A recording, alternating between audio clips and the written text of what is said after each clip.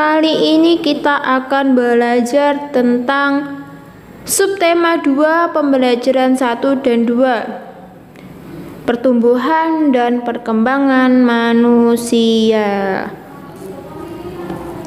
Materi yang pertama yaitu tentang muatan bahasa Indonesia KD 3 dan 4. Wawancara menggunakan kata-kata yang tepat. Kalian pernah gak sih melakukan sebuah wawancara? Kalau nggak, kalian pernah nggak bertanya-tanya kepada orang-orang?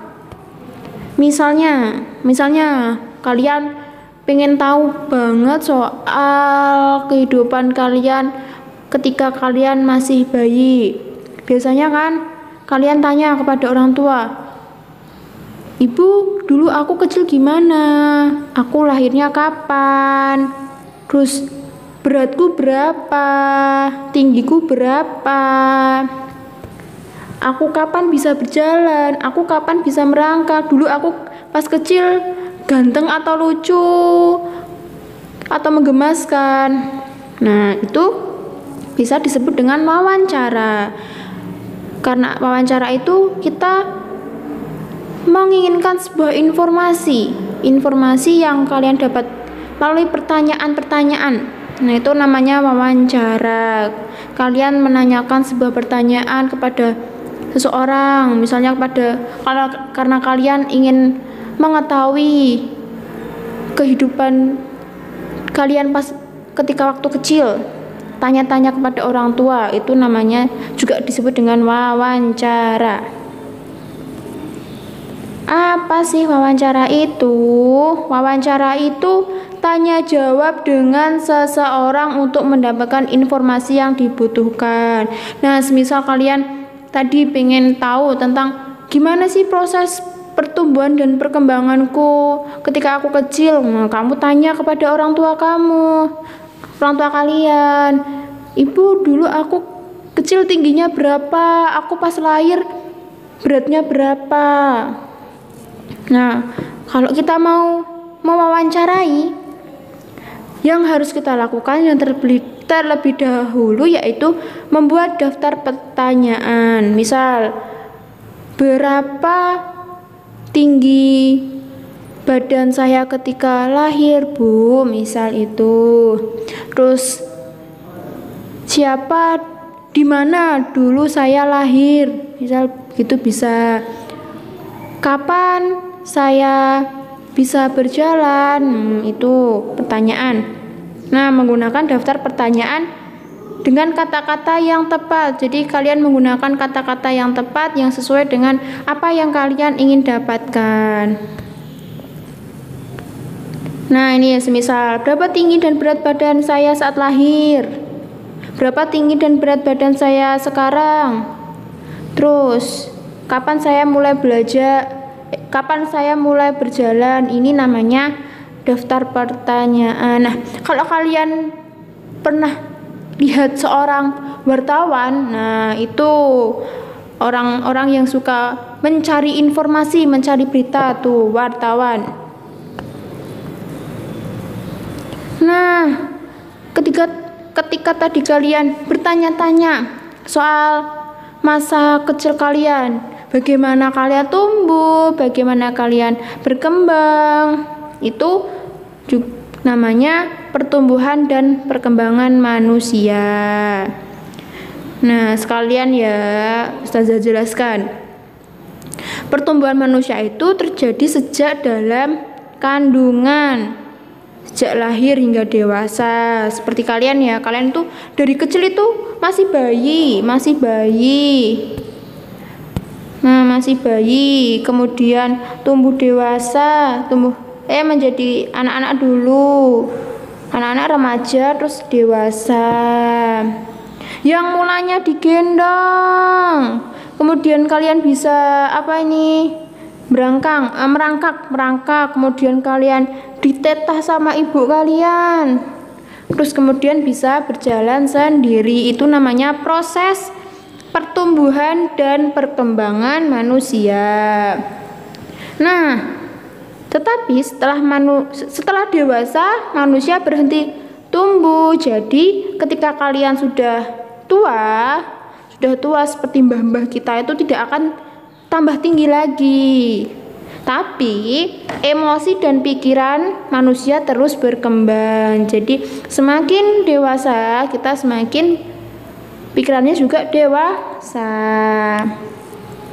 Nah, ini ada manusia mengalami pertumbuhan dan perkembangan seperti bertambah berat serta tinggi badan. Salah satunya contoh pertumbuhan. Ini seperti kalian, dulu kan kalian bayi, sekarang bisa umur setahun, kemudian umur 4-6 tahun bisa berdiri, terus kalian bisa berjalan, sekolah, bisa main sendiri, terus bekerja sampai pada kalian sudah nanti tua. Itu namanya proses pertumbuhan dan perkembangan. Paham belum? Paham ya? Pokoknya pertumbuhan itu dari kecil, dari bayi sampai kalian nanti tua seperti mbah-mbah kita ya. Nah, kalau yang ini, dulu kan kalian pas ketika masih bayi itu masih disusui ya, minum susu ibu, susu ASI. Kemudian setelah umur setahun kalian bisa bisa minum susu sendiri pakai botol. Kemudian setelah kalian sudah menginjak usia sekitar 3-5 tahun, kalian bisa makan sendiri, bisa pegang sendok sendiri. Yang dulunya kalian disuapin, sekarang bisa makan sendiri. Ini namanya contoh perkembangan. Kekuatan tangan manusia dari kesulitan memegang botol susu hingga bisa memegang alat makanan adalah satu contoh perkembangan manusia. Paham belum? Paham ya? Kalau yang ini namanya perkembangan. Kalau yang tadi yang dari bayi sampai tua itu namanya proses pertumbuhan. Oke, lanjut. Nah, sekarang coba kalian wawancara kepada orang tua kalian tentang pertumbuhan dan perkembanganmu sejak lahir sampai saat ini ya. Ceritakan di buku tulis kalian. Tadi kalian buat daftar pertanyaan dulu seperti yang di depan tadi ya. Ditulis di buku tulis. Oke, paham? Paham. Kalau tidak paham nanti boleh tanya melalui pesan WhatsApp kepada Ustazah. Oke, lanjut. Selanjutnya kita belajar tentang muatan matematika. Penjumlahan bilangan ribuan dengan teknik menyimpan. Oke. Ini ada angka 4 angka, ribuan 4 angka. 2156 ditambah 1227. Hasilnya berapa ya? Hasilnya berapa ya ini? Kalian tahu? Simak ini. Nah, untuk cara menjumlahkan ribuan 4 bilangan ini, 4 angka ini dengan jumlahkan mulai dari angka yang satuan. Mana sih angka yang satuan? Angka yang satuan itu ini, yang paling belakang ini. Nah, ini namanya angka satuan. Oke, lihat cara berikut. Cara menjumlahnya itu dengan bersusun. Disusun. Ini disusun ya. Atas bawah. Oke, paham ya? Paham. Pinter semua. Ustazah paham, kalian sudah pinter-pinter.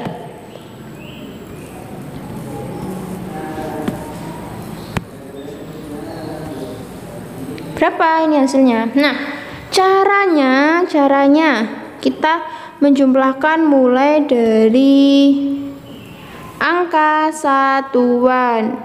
Satuan yang mana? Nih ya. Kita jumlahkan dulu. Kita jumlahkan. Berapa ini? 6 dan 7. 6 ditambah 7 hasilnya berapa? 13. Tapi kita tidak boleh nulis di sini 13 gitu. Tidak boleh. Kita harus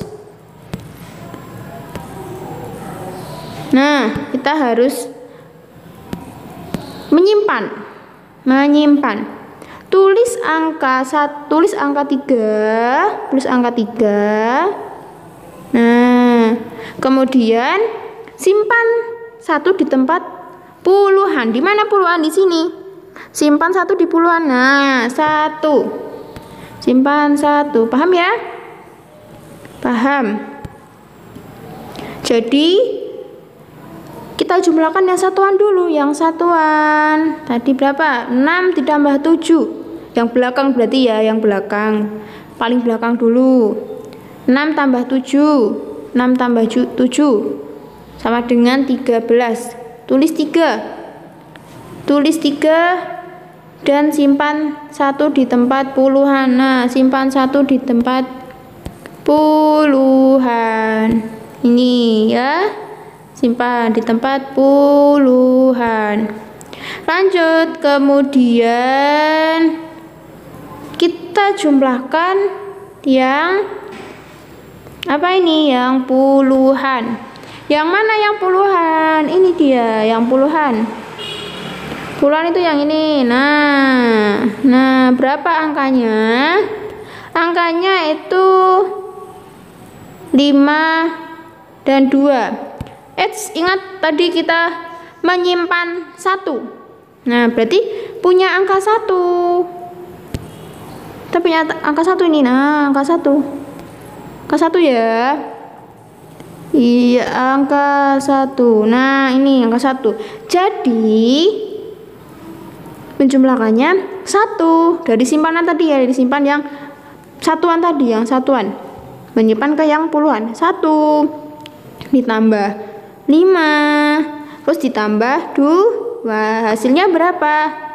8. Benar sekali, 8. Selanjutnya kita jumlahkan yang ratusan. Ratusan ada berapa ini? Ratusan tidak menyimpan ya. Pintar. Ratusan ini 1 terus 2. Ya, betul sekali. Jadi 1 ditambah 2 sama dengan 3. Pintar. Selanjutnya kita jumlahkan yang ribuan. Berapa ini ribuannya? Oh ya, ribuannya 2 dan 1. Berarti 2 ditambah 1 sama dengan 3. Paham ya? Paham. Jadi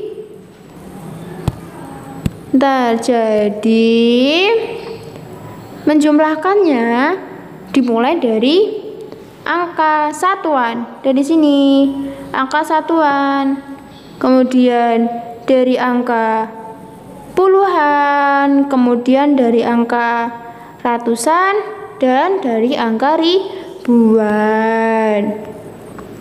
Nah, teknik menyimpannya ini satuan. Misal dari satuan ini kan jumlahnya 13.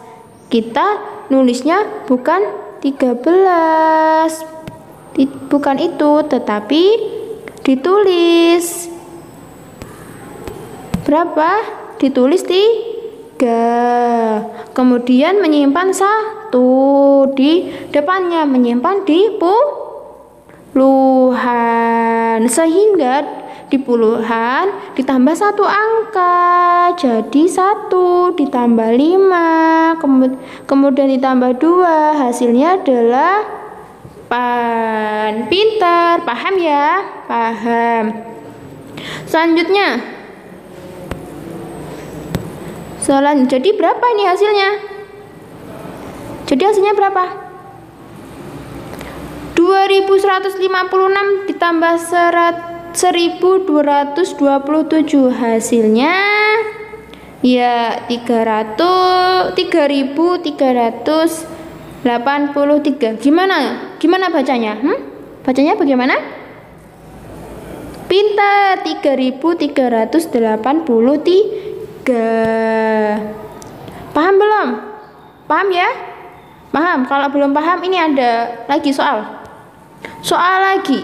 1185 ditambah 2206. Jawabannya berapa? Ayo, ada yang bisa? Berapa ini? Dengan cara apa dulu mengerjakannya? Dengan cara bersusun. Pintar. Ya, ini caranya begini. Tadi cara bersusun.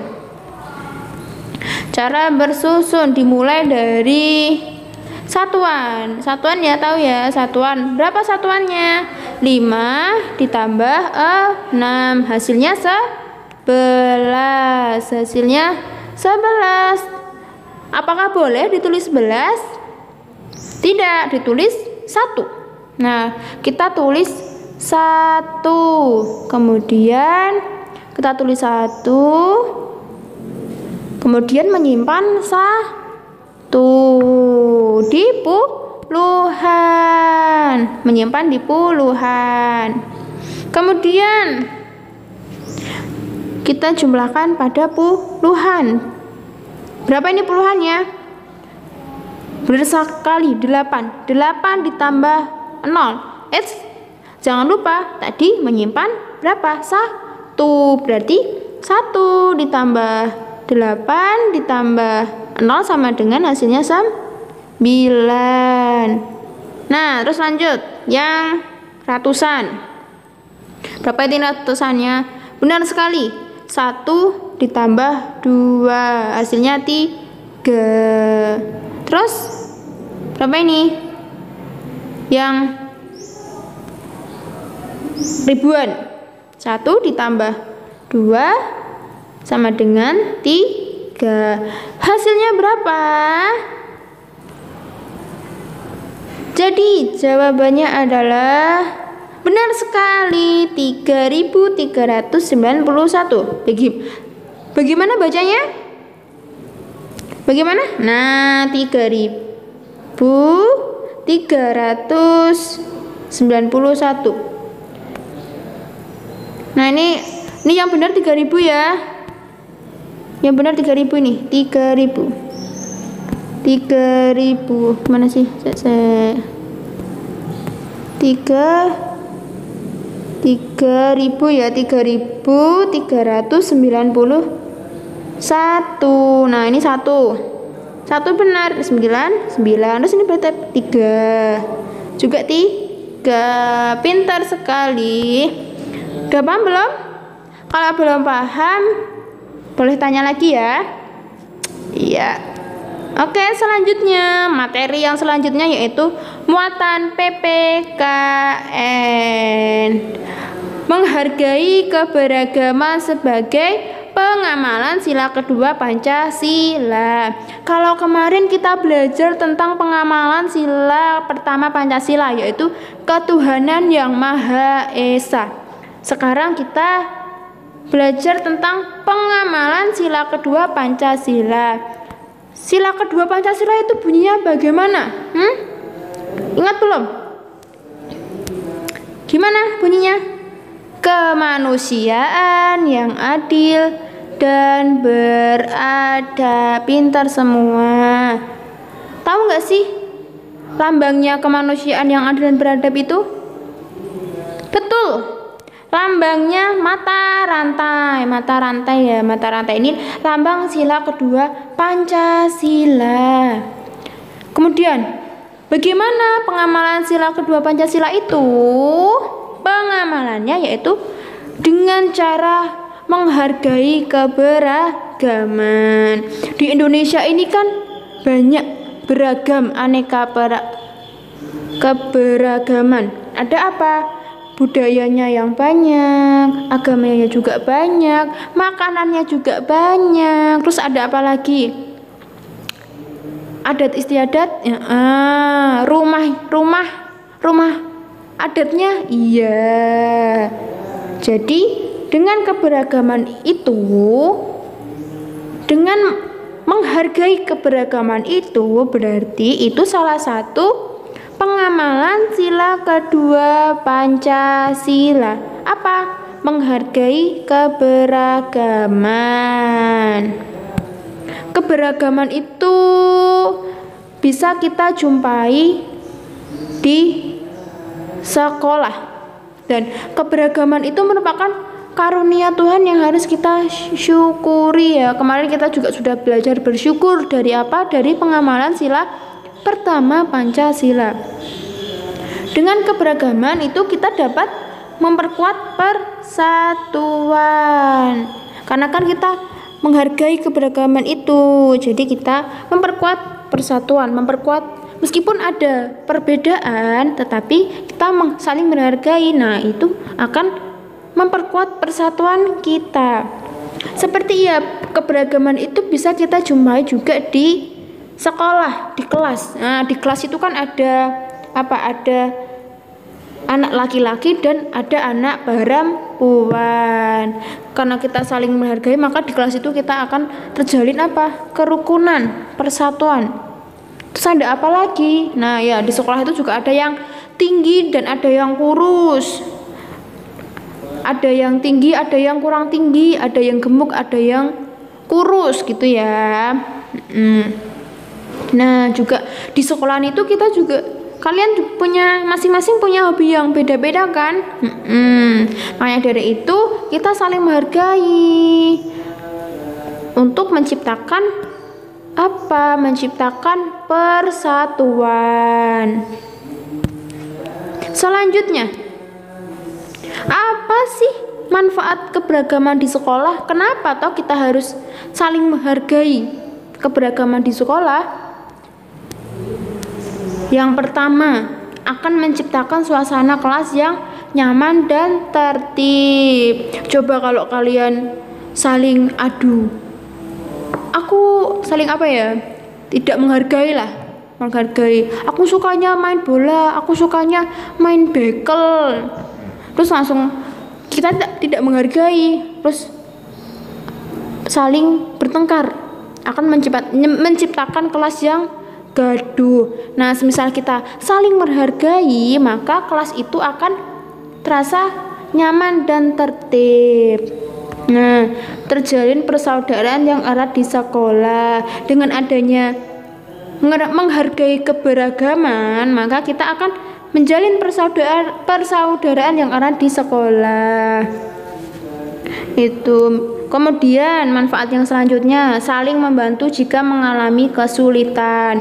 Semisal ada temanmu yang membawa bawaan yang berat. Nah, harusnya kalian itu membantu membawakannya. Bukan kok malah nanti diejek, haha, gawone kabotan. Nah, itu nanti malah akan menimbulkan apa? Pertengkaran. Kalau ada teman yang kesulitan, kita bantu, itu akan menjaga persatuan. Itu namanya menghargai keberagaman. Terus apa lagi? Nah, mencegah terjadinya perselisihan. Misal di kelas itu ada yang apa ya? Ada yang tinggi dan kurang tinggi. Itu terus saling mengejek-ejek. Nah, itu akan menyebabkan perselisihan. Nah, karena di kelas itu beragam, ada yang tinggi dan ada yang kurang tinggi, makanya kita semua harus saling menghargai supaya terjalin persatuan dan mencegah perselisihan. Paham belum tentang pengamalan sila pertama, pengamalan sila kedua Pancasila? Paham ya? Paham. Bagaimana